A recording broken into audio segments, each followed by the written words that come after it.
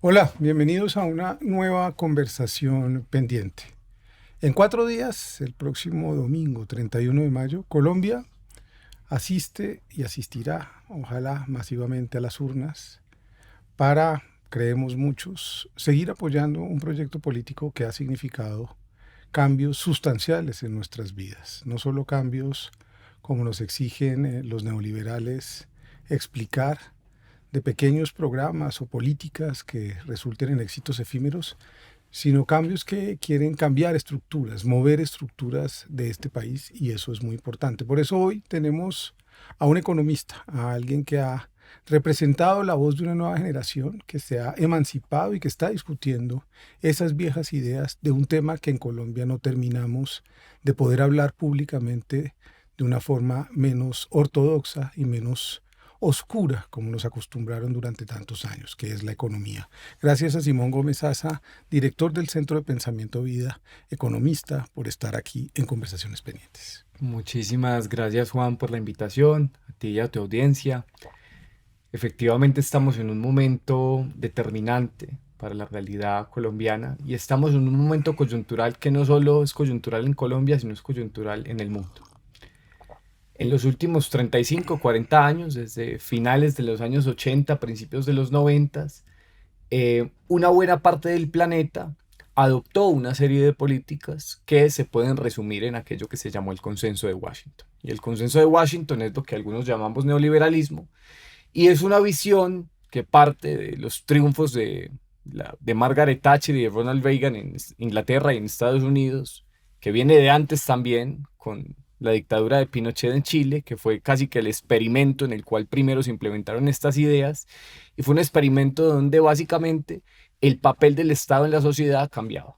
Y el papel del Estado en la sociedad se transformaba de un Estado activo en la economía, de un Estado dirigista, de un Estado que tuvo éxitos en Occidente, en la época de la era dorada del capitalismo, y que luego pasó a ser un Estado que se retira del papel activo en la economía, de ser un Estado que no interviene tanto, de ser un Estado que, como dicen los neoliberales, laissez-faire, dejar hacer, un Estado que se retira y dice, el mercado resuelva todo.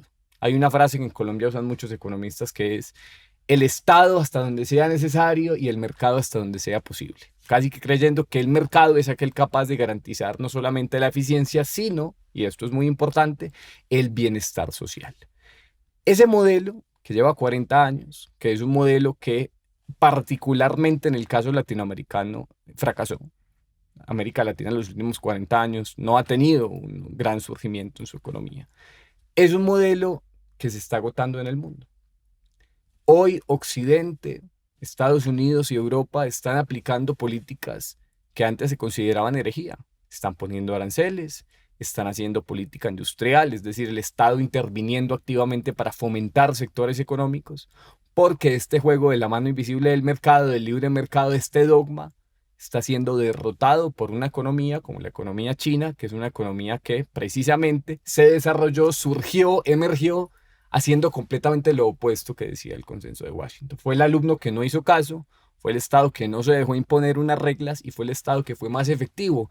Y efectivamente en los últimos 40 años China ha logrado sacar 850 millones de personas de la pobreza, y es un Estado que a todas luces es un Estado al cual debemos mirar, no para copiar el modelo chino, pero sí para ver qué podemos aprender de él. Entonces yo te voy a pedir que nos ayudes a entender, a partir de la llegada de Gustavo Petro y de su equipo económico y muchas personas que lo han acompañado a lo largo de los años, porque este no es un pensamiento que apareció de la nada en 2022 a tratar de ver qué se podía hacer, sino son generaciones enteras de economistas colombianos. Aquí hemos tenido algunos, como el maestro César Giraldo, como Germán Umaña, como muchas y muchos economistas de generaciones anteriores que han dado perspectivas distintas para el país, heterodoxas, por supuesto, no unívocas. ¿Cuál entonces fue la propuesta de este gobierno y qué es lo que ha terminado por transformar, por cambiar, por mover, así no sea del todo perceptible, aunque hay evidencias perceptibles, el salario, el crecimiento, todo eso parece perceptible, pero hay unos movimientos, si se quiere, que yo creo que hay que explicárselos a la gente para entender qué es lo que cuesta de mover una estructura y cómo se cambia una estructura. Para hablar de cómo Gustavo Petro logró, y este proyecto político, este proyecto social también que hay detrás de él tan poderoso, logró cambiar la economía colombiana y que entender qué venía pasando. Entonces hay que bajar la discusión de ese neoliberalismo global a cómo se aterrizó el consenso de Washington en Colombia. Colombia, si se quiere, o fue uno de los alumnos más juiciosos del neoliberalismo. Fue donde más penetró, donde más caló esta ideología, donde su tecnocracia más la adoptó como religión y como dogma. Y en ese sentido, César Gaviria le dijo al país, bienvenidos al futuro, digamos, en el proceso también durante la Constitución del 91, que es un proceso que se da en una coyuntura mundial muy específica, que es la caída del muro de Berlín. Y entonces, como se cayó el muro de Berlín, y en una columna que escribiste recientemente decías, hombre, Fukuyama hoy está reconociendo que la historia no se acabó, esa famosa frase de los años 90, pues entonces lo que ocurre es que Colombia fue un país que adoptó estas políticas y estas políticas nos llevaron a ocupar un lugar en lo que los economistas llamamos la División Internacional del Trabajo, que es los países a qué se dedican, un lugar primario exportador, un lugar donde la economía colombiana se desagrarizó, se desindustrializó y empezó a depender cada vez más del sector minero energético, de los combustibles fósiles y de la minería de carbón y de otros minerales, pero también un país que uno, pues creció bastante los servicios y dos, y esto es algo que es importante que discutamos también y que no se discute mucho en la economía, el país también se especializó en las economías ilegales. Y el narcotráfico se ha vuelto cada vez más sofisticado, cada vez más pulido, si se quiere, y los efectos reales del narcotráfico en la economía colombiana no son los cultivos de coca, de los cuales subsisten y sobreviven muchos campesinos, sino es precisamente el lavado de activos en la economía colombiana, de que hay una cantidad de sectores económicos en Colombia que dependen en buena medida del ingreso de dólares del lavado de activos del narcotráfico, que les permite subsistir y que les permite ser mucho más ineficientes que si tuvieran que enfrentarse al mercado sin ese subsidio implícito. Ese es el modelo que veníamos nosotros teniendo desde el año 90-91 hasta el año 2022. Y es un modelo que, quiero decir, se agotó. Y se agotó de tal manera que en el año 2019 y el año 2021, el gobierno de Iván Duque, un gobierno completamente, si se quiere, ilegítimo en la realidad de la sociedad, le quería imponer una reforma tributaria a la gente, una reforma tributaria más, porque en Colombia acostumbramos a tener 2 reformas tributarias por gobierno, en la cual le querían poner o subir el IVA a los alimentos. Claro, Carrasquilla tiene una excusa, que iba a haber una devolución del IVA y todo, pero la ilegitimidad del sistema llegó a tal nivel y la gente estaba tan desesperada que la gente estalló y la gente salió a las calles masivamente. Y creo yo que en ese momento se le hizo un juicio político al neoliberalismo como sistema económico y como modelo de organización social. A partir de eso, la vía que escogió la sociedad colombiana para tramitar ese agotamiento de ese modelo fue la vía electoral con el presidente Gustavo Petro, presidente. Y entonces salimos de una economía que venía siendo primario exportadora, de una economía en la que nos decían, tenemos que exportar o tenemos que especializarnos en lo que somos buenos. Y este criterio de eficiencia, que es un criterio de eficiencia, si se quiere, estática, en lo que somos buenos hoy, pues lo que nos condena es, como no somos buenos en nada, como no somos competitivos en nada, pues especialicémonos en lo que más o menos podemos sacar utilidad, que son carbón, petróleo, cocaína, banano, café y flores. Y ni siquiera café, digamos, lo que era antes, ¿cierto? Y esta concepción de especialicémonos en lo que somos buenos, condenó a este país a algo que nosotros llamamos un nivel de, si se quiere, crecimiento empobrecedor. Aquí hay una gran discusión sobre, hay muchos economistas neoliberales o neoclásicos que dicen aquí lo que hay es que crecer. Y estamos de acuerdo, una economía tiene que crecer. Pero ¿dónde crece? ¿Cómo crece? ¿En qué sectores crece? ¿Y para quién es ese crecimiento? ¿Quién se beneficia de ese crecimiento? Colombia tuvo muchos años donde teníamos un crecimiento económico respetable, moderado, principalmente jalonado por las finanzas, por el carbón, por el petróleo, por el oro, y fue un crecimiento económico cuyos resultados en la vida de la gente, porque la economía es eso, cómo la sociedad se organiza para utilizar recursos finitos con el objetivo de generar bienestar social. Eso debería ser la economía. Y entonces los resultados no son los esperados. Entonces teníamos crecimiento empobrecedor. Hay varios años, nosotros tenemos una serie muy interesante que te podemos mostrar, un gráfico que muestra que hay varios años donde hubo crecimiento económico, hubo aumento de la pobreza y hubo aumento en el desempleo. Entonces, ¿este crecimiento para quién era? ¿Quién se lo quedaba? Lo que este gobierno empezó a cambiar fue decir, si nosotros como sociedad vivimos de la renta, de las rentas ilegales, de las rentas extractivas, de las rentas financieras, pues no producimos y por lo tanto no creamos valor en la sociedad, y una sociedad que no crea valor es una sociedad pues que no es viable, es una sociedad que no venía funcionando para la gente de a pie. Por lo tanto, tenemos que crear valor en la sociedad colombiana y vamos a transitar de un modelo primario exportador, rentista, extractivo, a un modelo productivo donde los sectores reales de la economía, el agro, la industria, los servicios de alto valor agregado, el turismo, sectores que generan valor y que permiten que ese valor se quede en la economía colombiana, pues fuera el modelo que empezara a imperar. Esto es una transición de largo plazo. El neoliberalismo tuvo 40 o 35 años para perfeccionarse. Yo no diría que los resultados son muy halagüeños.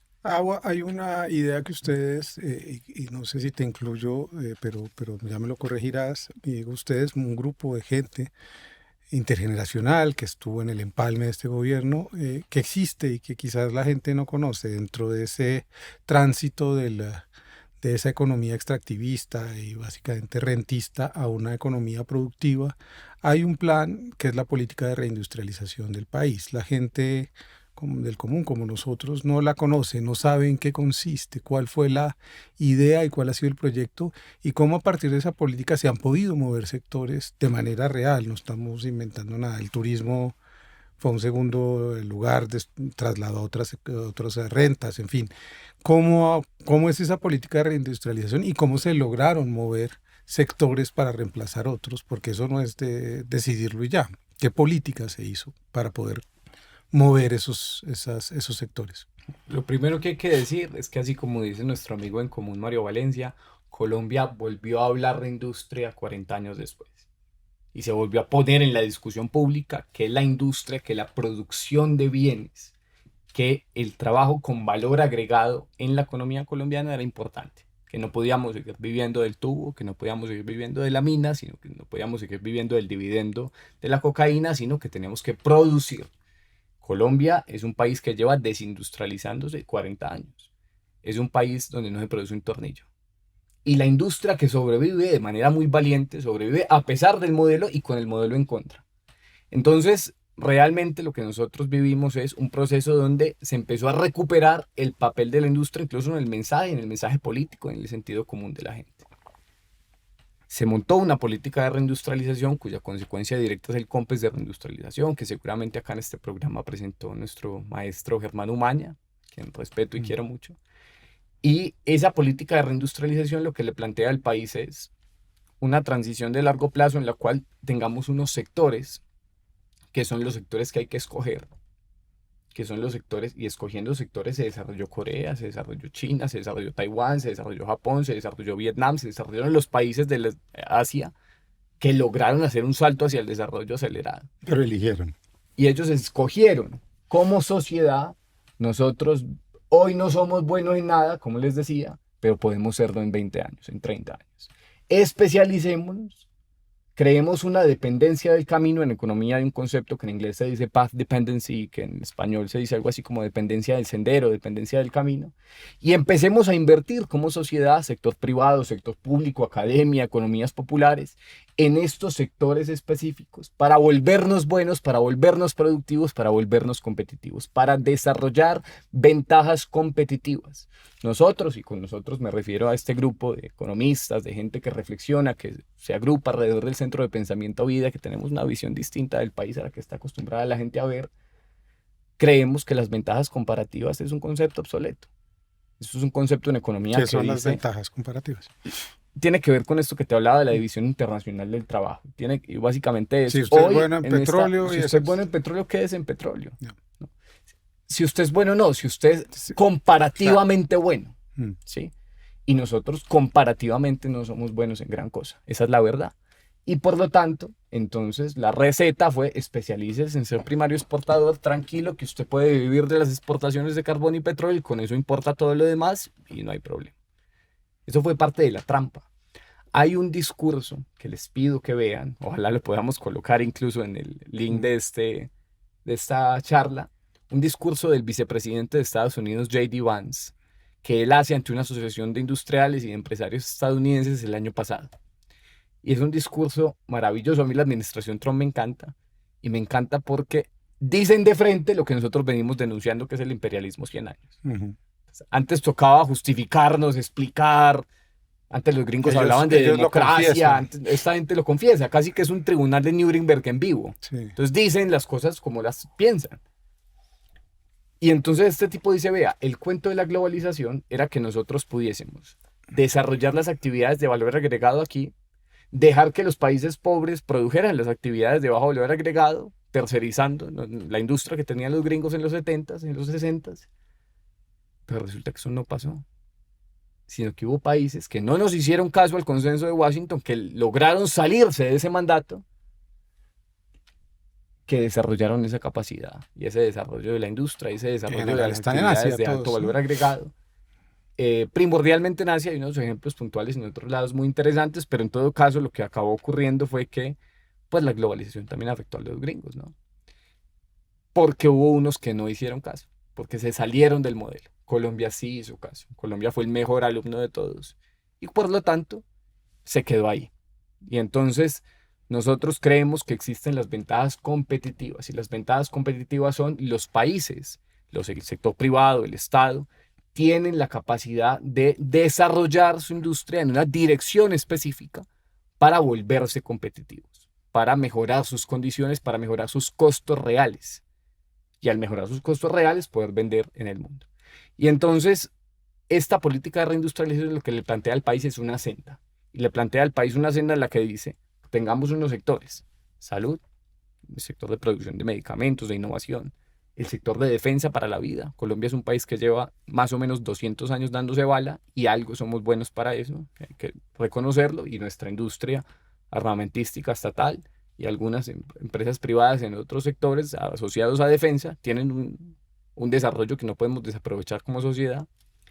El sector agroindustrial, el potencial que tiene Colombia en la agroindustria es un potencial enorme, desaprovechado. Colombia importa 6 millones de toneladas de maíz de Estados Unidos, cosa que es absurda. Colombia puede desarrollar su capacidad maicera como la tenía en el pasado y como la podemos tener mucho mejor ahora.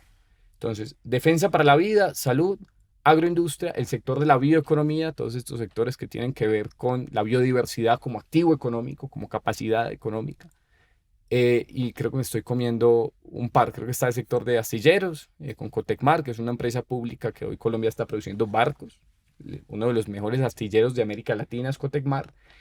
Y otro sector que en este momento no recuerdo. Entonces, esta política de reindustrialización plantea que el país escoja unos sectores. Yo quiero ser franco. Hacer política industrial no es fácil. Colombia es un país que lleva 40 años sin hacer política industrial. Y la institucionalidad actual no es la indicada para hacer política industrial. Y como te decía, política industrial no es solamente industria. Política industrial es toda estrategia de fomento en el cual el Estado se asocia con el sector privado, de todo tipo ese sector privado, para aumentar la innovación, la competitividad, la capacidad del sector. Y entonces eso es lo que nosotros llamamos política industrial, eso es lo que este gobierno empezó, pero lo que nosotros decimos es, maravilloso que haya empezado, pero el siguiente gobierno necesita duplicar, triplicar y cuadruplicar la apuesta de una política industrial seria para Antes de Colombia. preguntarte cómo se podría hacer eso, quiero detenerme ahí en una crítica, porque entonces la imaginación, o más bien la respuesta clásica de los neoliberales, incluyendo sus periodistas, habitados por un sentido común, a veces un poquito desconcertante, por decirlo menos, es, pero es que si usted dirige y si usted elige, eso es estatizar. En el fondo, eso es decirle a la gente lo que tiene que hacer y no dejar que la gente haga lo que se le dé la gana. Yo puedo hacer mi política de industrialización, yo puedo hacer mi industria de lo que yo quiera. A mí no me tiene por qué decir el Estado qué es lo que tenemos que hacer, porque eso es estatizar. ¿Cómo empezar a combatir ese argumento que me parece que es un argumento primero anacrónico, porque pertenece a otro siglo, a otra época, en donde se implantaron unos regímenes, digamos, estatizadores, pero esa no es la propuesta. La propuesta es precisamente concertar como sociedad esa senda por la que queremos caminar, en la que probablemente somos buenos. Si hubiera algo más, estoy seguro que también se podría discutir. Nadie está diciendo, no, aquí no va a entrar la fabricación de instrumentos, que podría ser un asunto, ¿no? Pero si alguien tiene la idea y podemos probarlo, podemos entrar a una política de reindustrialización. ¿Cómo contestar ese argumento que sí repite y se repite y se repite hoy frente a la elección que tenemos el domingo? Y es que aquí hay la idea de que se va a estatizar algo.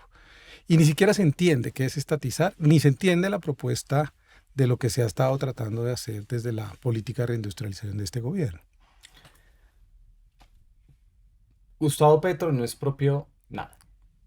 No es propio ni una hectárea de tierra, no es propio ni una empresa, no es propio ni una fábrica, porque la visión que tiene esta izquierda contemporánea es una visión del desarrollo de las fuerzas productivas en el país, en el continente, y es una visión que necesita de manera clara unos acuerdos, un acuerdo nacional, si se quiere. Este gobierno lo intentó. Podemos discutir de hasta qué punto se logró. Yo creo que se lograron más cosas de las que se reconocen, incluso con el sector privado. Pero ahora hablas de eso, porque es importante. En ese sentido, el modelo que le propone la izquierda al Colombia y que ya se implementó en estos primeros 4 años, una primera muestra de ese modelo, es un modelo que lo que busca es democratizar las oportunidades de creación de riqueza. ¿Y eso qué significa? Porque cuando hablamos de creación de riqueza, hablamos es de los factores de producción.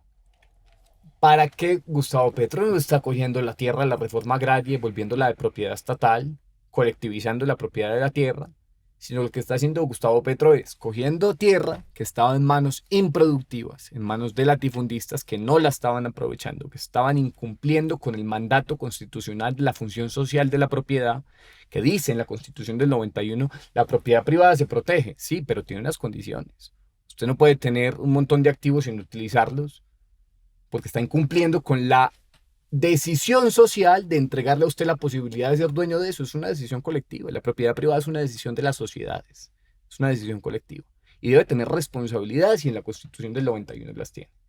Entonces el gobierno lo que dijo es, esta gente está incumpliendo con el mandato de la Constitución del 91, no está poniendo productiva la tierra, no está invirtiendo en la tierra, está rentando de la tierra y en el peor de los casos está aguantando lo que en alguna época fue lavado de activos con la tierra, en el contexto del despojo del narcoparamilitarismo en los años 90 y 2000.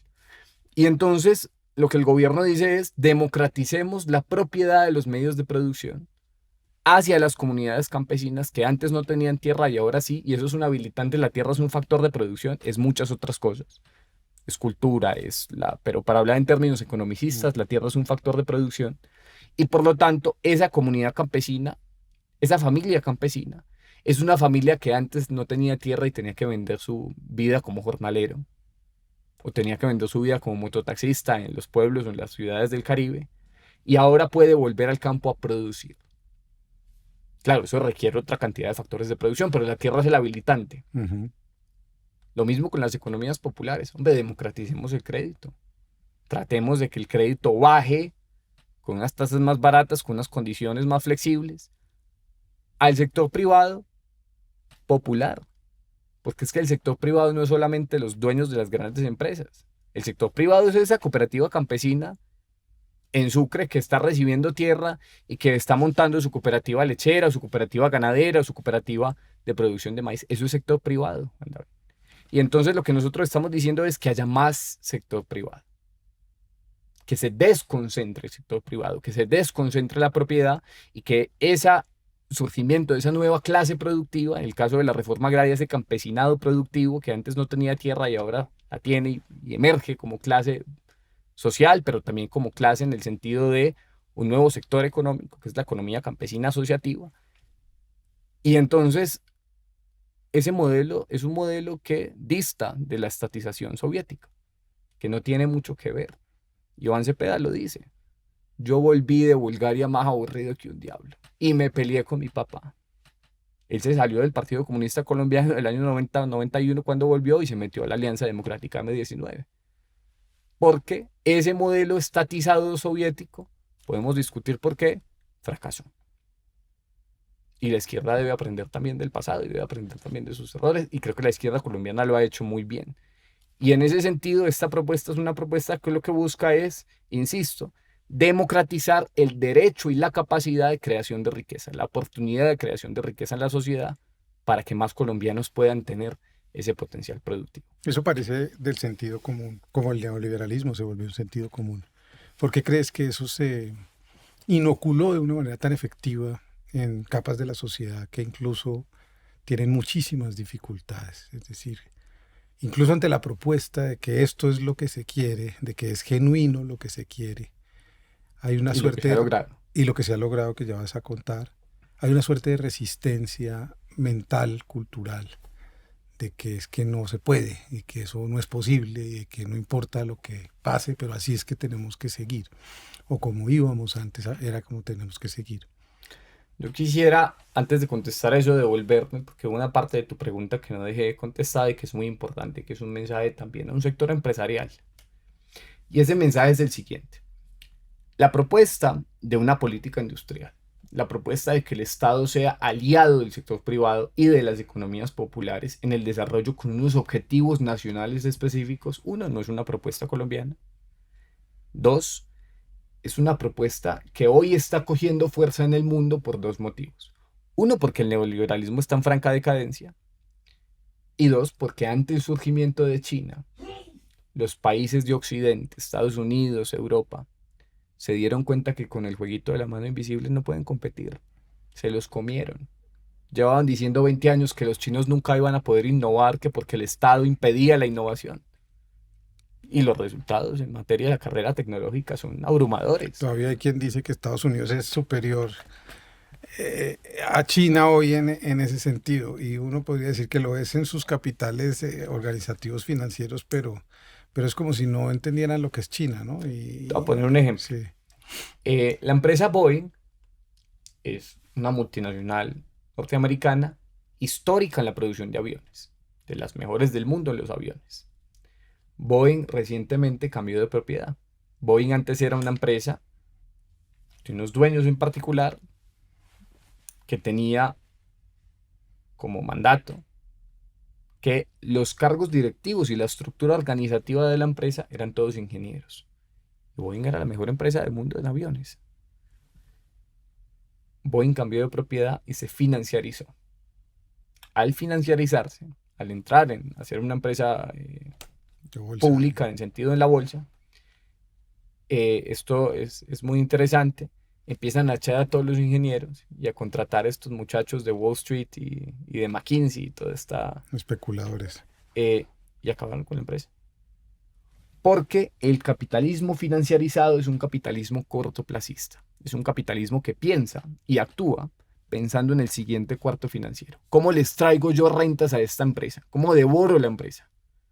¿Cómo maximizo la utilidad en el corto plazo? Y esto es una discusión muy importante.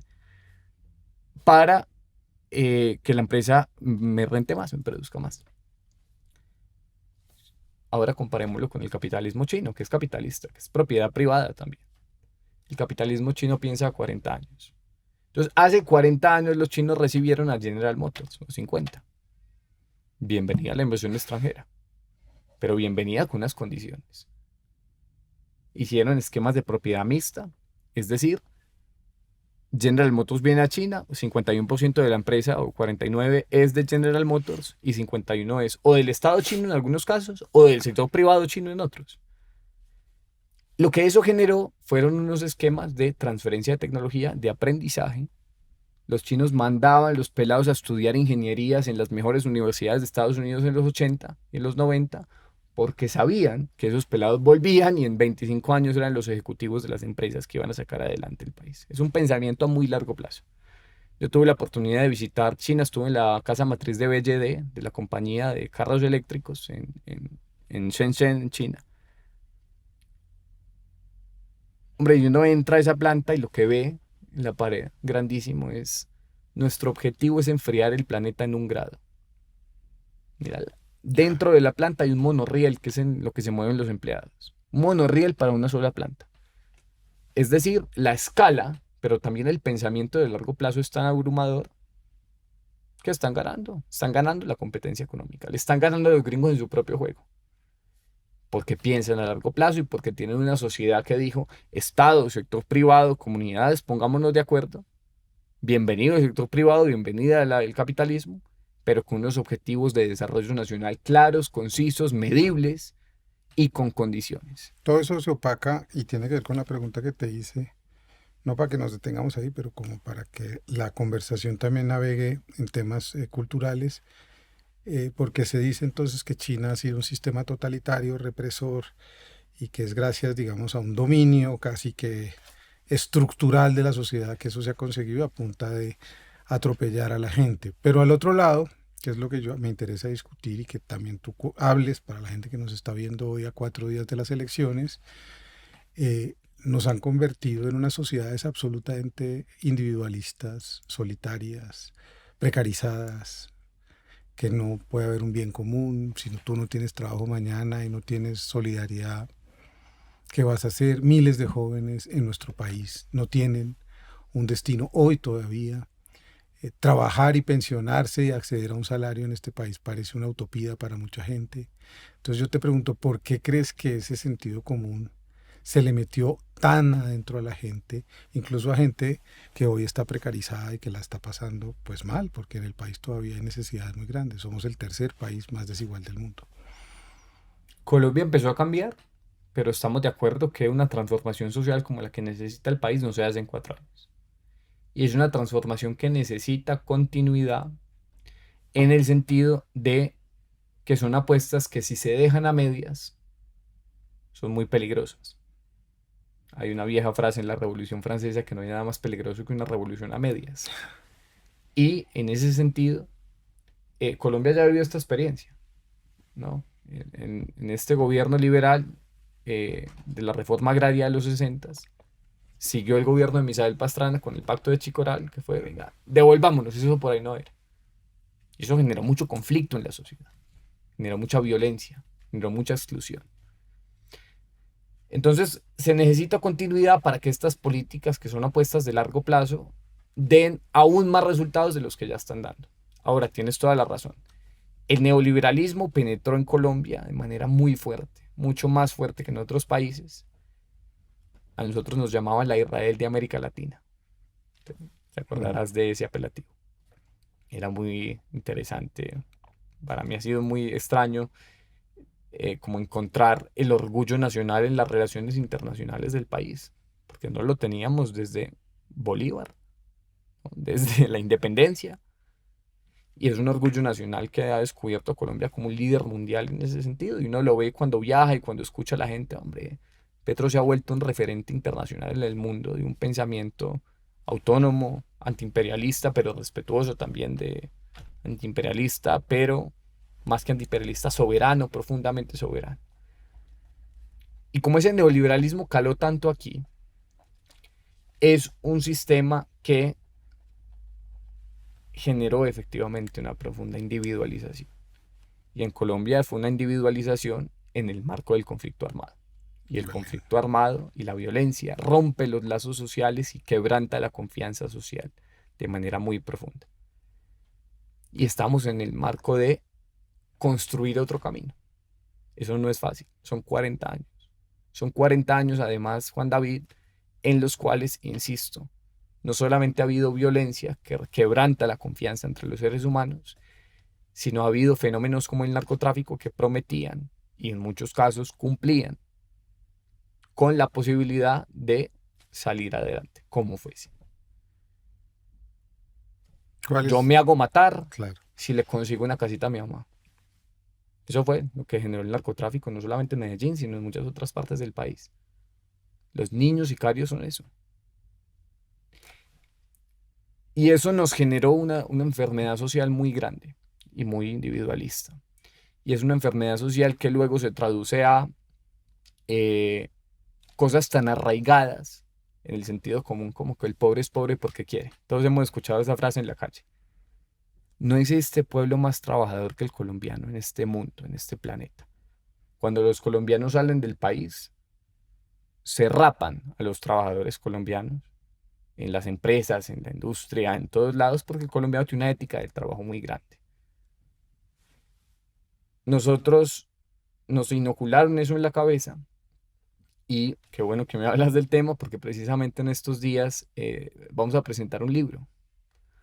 Un libro que habla de cuestiones, es un libro de difusión que habla de cuestiones teóricas, que habla de distintas cosas de historia económica colombiana, pero en la parte 4 del libro habla de esos mitos de la economía colombiana.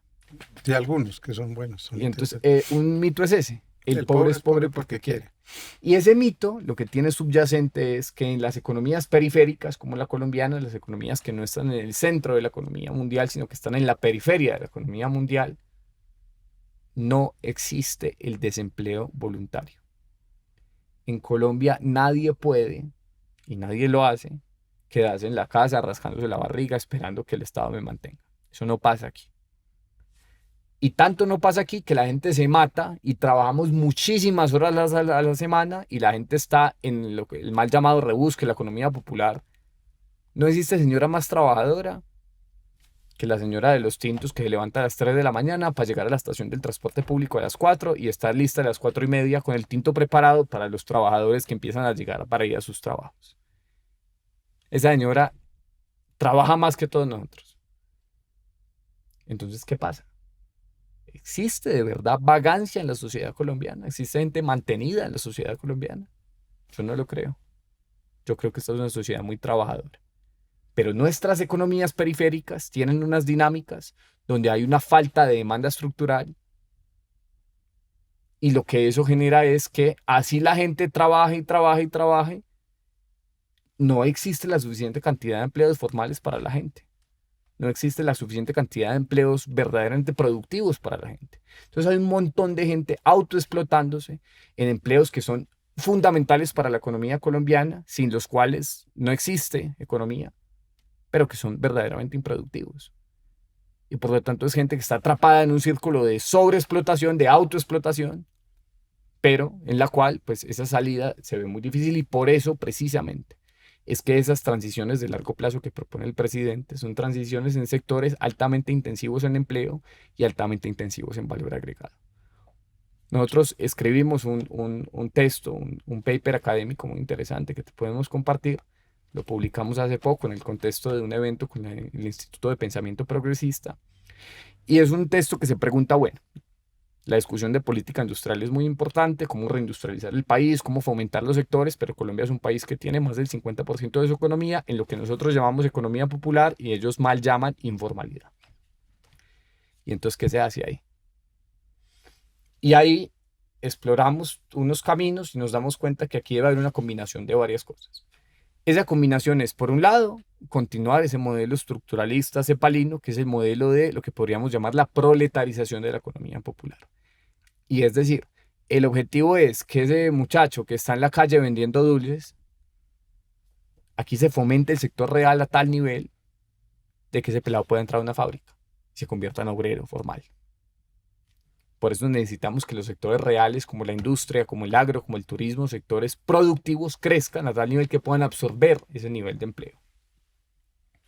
De la misma manera, también consideramos que en Colombia las economías populares tienen un arraigo territorial y una capacidad de organización social profunda, sobre todo en el caso campesino, pero también hay ejemplos en lo urbano. Y entonces, también creemos que existe un camino autónomo en las cuales esas economías populares, en su visión, si se quiere, más vanguardista, se conviertan en economías que transiten hacia la asociatividad, hacia el cooperativismo, que se asocien los productores para que así asociados sean aliados del Estado en una política de desarrollo nacional y sean aliados del sector privado también. Esto lo hemos conversado mucho con un amigo tuyo también que espero esté en este canal prontamente, un agroindustrial muy importante de este país. Y lo hemos conversado en el sentido de decir, por ejemplo, en el sector lechero, Colombia es un país que tiene una variabilidad muy fuerte en la leche y cada vez o hay escasez o el país en leche tiene que botar la leche de los campesinos porque el precio se cae. Colombia necesita pulverizadoras de leche que permitan absorber la producción y estabilizarla y convertir la leche en polvo para exportación, para la soberanía lechera. Qué tan interesante sería, y este gobierno avanzó en eso, pero por eso te digo que necesitamos que duplicar la apuesta, que las pulverizadoras fueran de propiedad de las cooperativas, del sector privado también y del Estado, en un esquema de propiedad mixto que permita una gobernanza ejecutiva, una gobernanza económicamente racional de esas empresas, pero que también sea propiedad de la gente, porque la gente, uno, recibe dividendos de esa utilidad, pero dos, sobre todo, también sea propia del proceso productivo. Porque una cosa es que la cooperativa sea proveedora de la empresa y otra cosa es que la cooperativa sea propietaria del valor agregado, propietaria de los sistemas industriales que permitan agregarle valor a su producción. Y lo que plantea el paper es eso. Un camino para la dignificación de la gente no es solamente formalizarla, proletarizarla, incluirla en el circuito asalariado de la economía, sino también es reconocer sus economías en los territorios y construir nuevos arreglos institucionales que permitan al Estado y al sector privado aliarse con ellas para objetivos del desarrollo nacional. Y por eso te decía, el acuerdo nacional, ¿qué tan interesante sería que el acuerdo nacional se concerte en términos pragmáticos y prácticos? Eso te iba a preguntar, porque yo creo que ahí hay otro sentido que nos puede conducir como hacia el final de la conversación, y es el neoliberalismo. Cuando tú dices esto, que es muy brillante y muy inspirador, porque, insisto, no creo que haya ahí nada de misterioso, de complejo en el sentido pragmático, saca una carta más y dice, pero bueno, eso es una carreta, que eso no se puede hacer, eso es impracticable. Esa es un poco una respuesta de mucho bla, bla, bla, pero eso cómo se hace. Y tú haces estas conversaciones, como son la vida, en realidad son elípticas. Voy a irme a 30 o 40 minutos atrás. Y es que tú hablaste, es que aquí sí ha habido logros y sí ha habido arreglos. Es decir, que hay cosas de estas que ya empezaron a pasar. Y eso entonces puede ser una respuesta para eso, para esa acusación constante de que es que hablamos y hablamos y hablamos y aquí no pasó nada. Y yo creo que hay que contar qué pasó. Y tú dices, aquí hubo arreglos más de lo que la gente se imagina. ¿Y cuáles son esos arreglos? ¿Y cuáles podrían ser esos arreglos que anunciaste también hace como 10 minutos con el empresariado? No solo con el gran empresariado, sino con los empresarios medianos y pequeños, que les inocularon también que aquí lo que queremos o lo que se quiere es acabar con la pequeña y mediana empresa, poniéndoles impuestos y acabándolos como si no nos importaran. ¿Por qué no contestas también ese ataque constante que nos hacen en los medios empresariales de comunicación? Hay varios ejemplos. Hay un ejemplo que es muy notorio y que creo que habla mucho de la capacidad de Iván Cepeda de ser un hombre que llega a acuerdos concretos, pragmáticos, serios, que es el acuerdo con Fedegan para la compra de tierras. El acuerdo con Fedegan para la compra de tierras logró más o menos un acuerdo alrededor de unas 50.000 o 60.000 hectáreas de tierra. En este momento no estoy completamente seguro de la cifra, pero fue un acuerdo que entre José Félix Laforía y Iván Cepeda, hombres muy distintos, de historias políticas diametralmente opuestas, de historias políticas entre cuyos sectores sociales hay muchísima sangre que ha corrido, y eso hay que decirlo. Porque es que uno no hace acuerdos ni hace procesos de paz con los iguales, sino con los diferentes. Y en la historia de Colombia la diferencia es saldado con sangre. Y se logró llegar a un acuerdo parcial para empezar a aflojar la tierra. Con un objetivo de desarrollo nacional, que es que el campesinado tenga tierra para ponerla a producir. En los territorios donde eso se necesita más, porque son territorios con alta fertilidad y son territorios con una economía política territorial también muy compleja. Y eso se logró. Colombia, en este momento, es importante que los empresarios, todos los pequeños y medianos lo sepan y lo tengan claro. La propuesta de reforma tributaria de este gobierno, en los años 24, 25 de leyes de financiamiento, estuvo sobre la mesa por parte del pacto histórico una tasa diferencial del impuesto de renta para pequeñas y medianas empresas. ¿Quién votó en contra de eso? ¿Quién bloqueó que eso pasara en el Congreso? Los sectores de derecha. ¿Por qué? El neoliberalismo Yo te quiero no... proponer por qué, porque esto es cuando le saltan unas y las ideas como ciudadano tiene que interrumpir a los especialistas, es porque en el fondo el arreglo que no se ha podido hacer entonces es con el sector financiero, aunque se intentó un pacto por el crédito por 50 billones de pesos o no sé cuánta plata ya, ¿no? Yo no manejo tan concretamente las cifras exactas, pero hubo un pacto por el crédito. No sé si funcionó o no funcionó, ya no lo contarás, pero no querrá decir eso que cualquier arreglo que quiera desplazar el sentido de lo que se ha hecho, o sea, lo productivo, le va a quitar poder a lo financiero, al sistema financiero.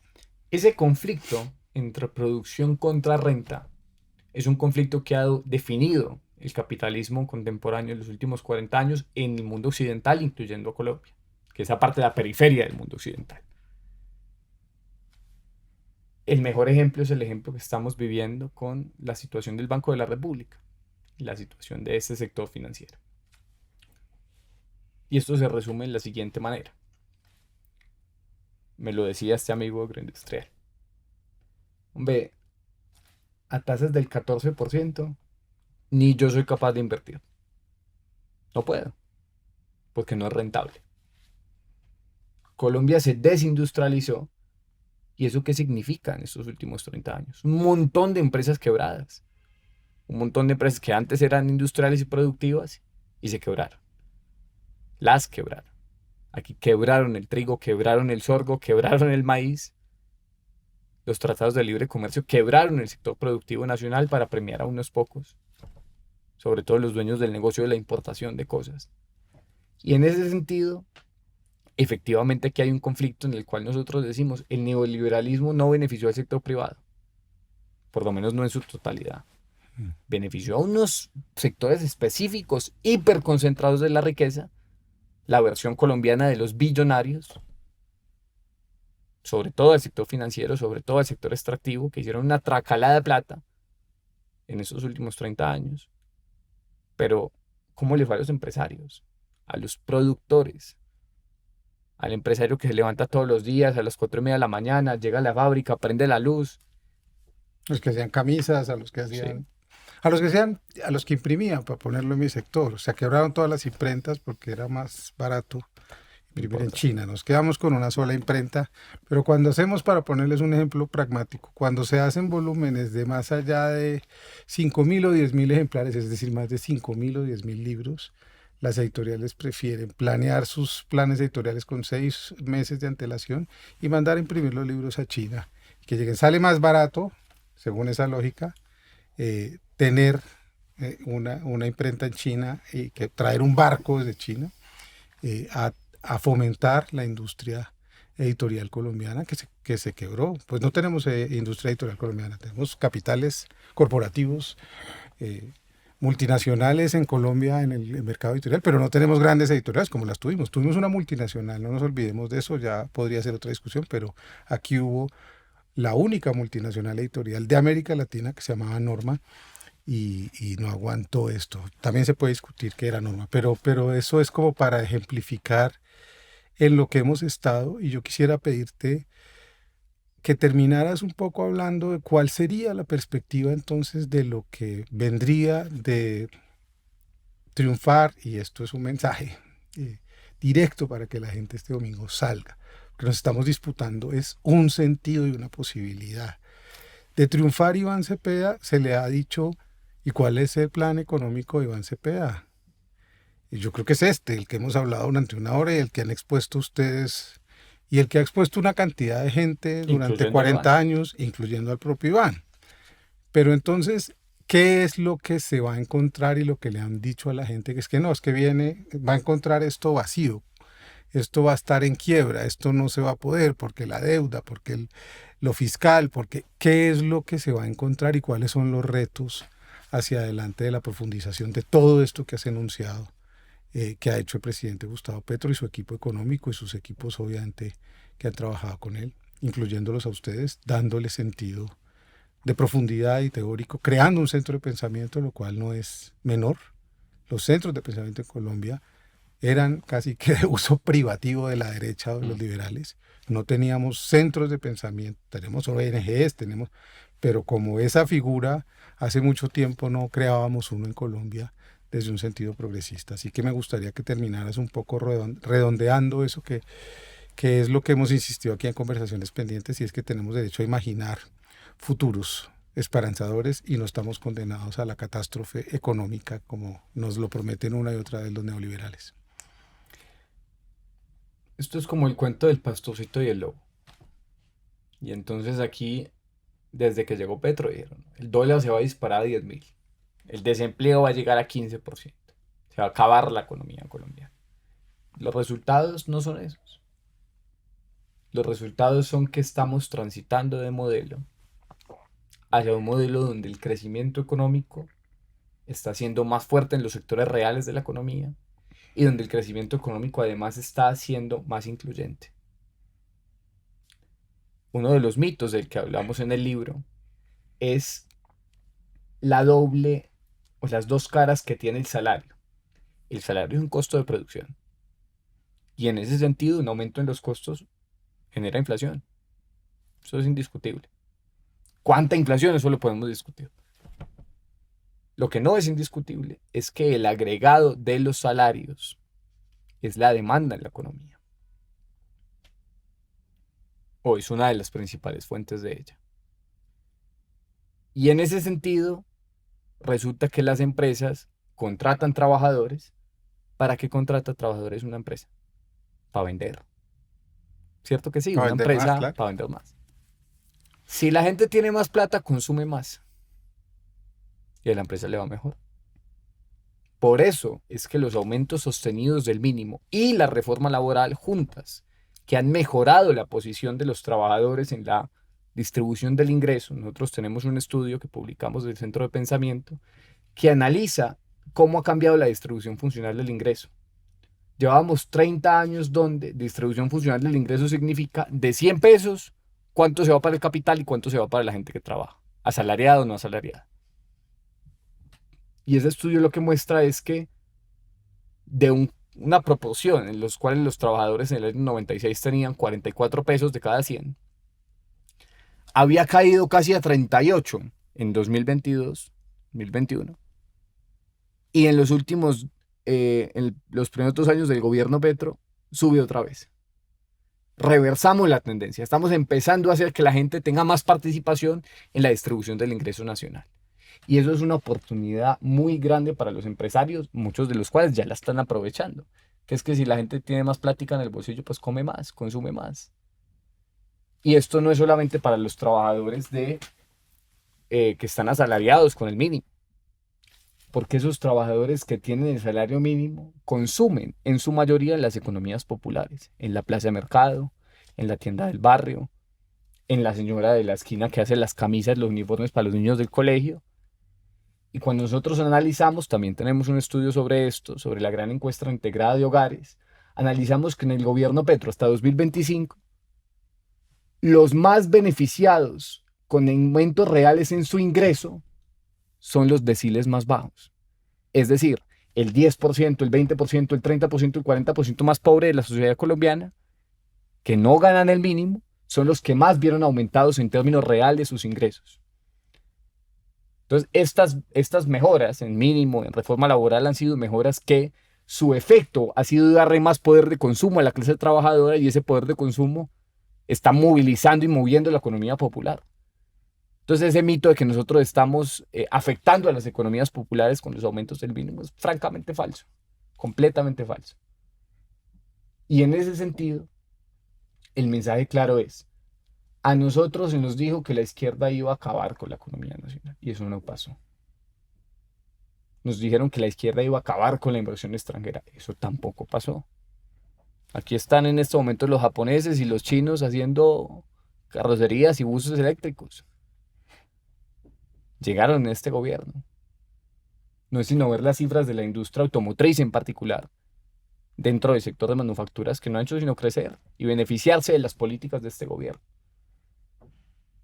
Nosotros consideramos que Colombia necesita una alianza entre los sectores populares y los sectores productivos, y con productivos me refiero a ese sector privado que produce, no que renta, para llegar a esos objetivos de desarrollo nacional, y yo creo que la podemos lograr.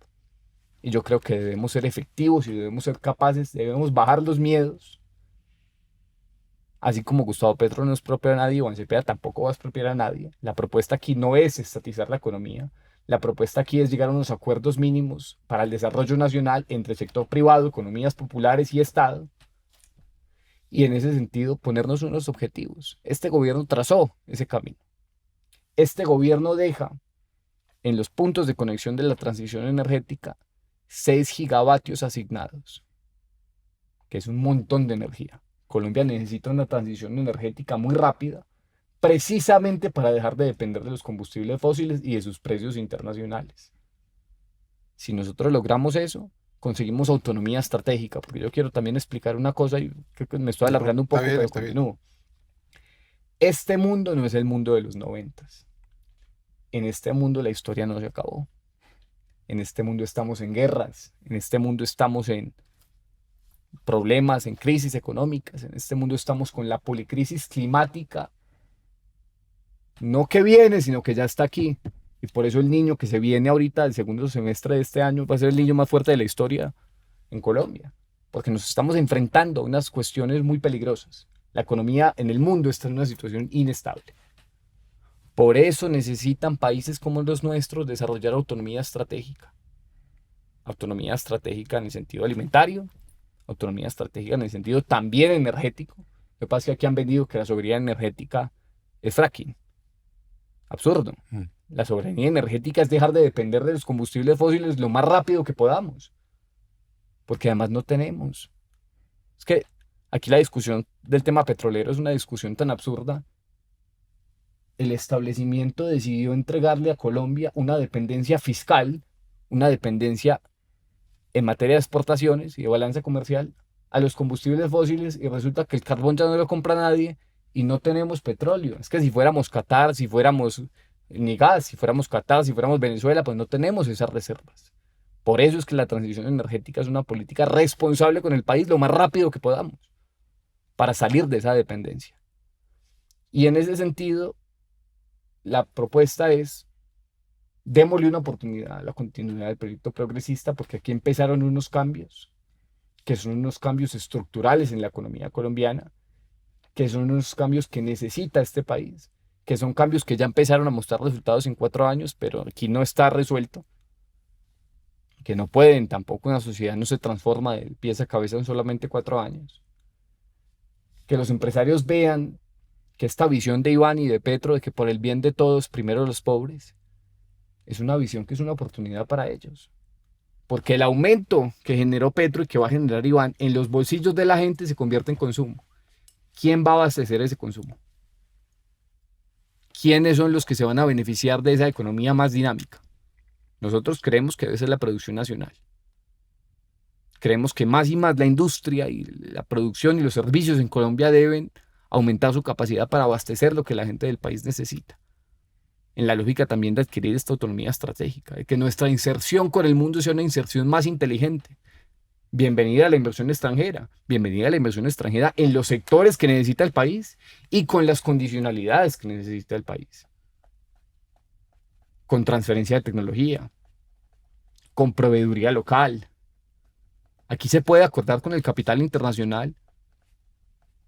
Tal vez nosotros no queremos o no necesitamos que el grueso de la inversión se vaya a los campos petroleros, pero sí que necesitamos inversión en inteligencia artificial, sí que necesitamos inversión en el sector del transporte ferroviario, y nosotros creemos que hay una posibilidad muy grande y ya se está dando.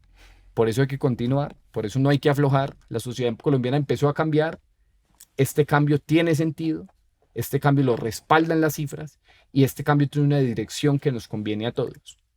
O a la mayoría de nosotros. Tal vez no le convenga a los rentistas, tal vez no le convenga a los narcotraficantes, pero sí le conviene a la mayoría, y a los productores, a los industriales. Bienvenidas alianzas en ese acuerdo nacional. Simón, muchas gracias. Yo quiero despedirme de ustedes pidiéndoles que ahora que se termine este programa y en el momento en que lo vean, se sienten a pensar en estas ideas que nos ha presentado Simón Gómez, porque creo que queda claro de que de donde han provenido los ataques más feroces y los relatos más insistentes en que lo que se ha hecho estos casi 4 años ha sido un fracaso, Son sectores que están conectados. Los sectores de esas rentas financieras son los dueños de los grandes medios de comunicación en el país. No lo eran antes, y eso hay que preguntárselo. Los bancos del país son los grandes dueños de esos medios, y de eso no nos podemos olvidar. Los sectores extractivistas, rentistas, también han protagonizado un ataque feroz, es decir, una resistencia a un cambio que, como lo dice Simón, es natural.